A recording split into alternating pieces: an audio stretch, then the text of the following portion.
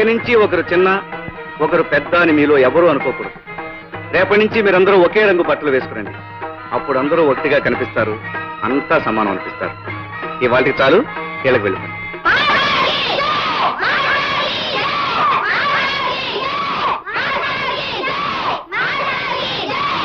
రాము, లక్ష్మి నువ్వా? ఎంతసేపు అయింది వచ్చి? నువ్వంతా ఒకటే అని పిల్లలకు చెప్పడం మొదలుపెట్టినప్పుడే వచ్చాను. అవును లక్ష్మి, ముందే పసివాళ్ళ మనసుల్లో సమానత్వం కలిగిస్తే రేపు పెద్దవాళ్ళు అయ్యాక వాళ్ళలో హెచ్చుతగ్గులుండవు. నిజమే రాము, అలా నడుస్తూ మాట్లాడుకుందామా? రాము, దేశానికి వెన్నెముక పల్లసీమలని శంకరం మాస్టారు నాతో ఎన్నోసార్లు చెప్పేవారు. అలాంటి పల్లెకి నీలాంటి మనిషి ఊపిరి ప్రాణం. రాము, మనసుండే ఆలోచన ఉన్న ఏ మనిషికైనా నీ ఆశయాల్లో పాలు పంచుకోవాలనిపిస్తుంది.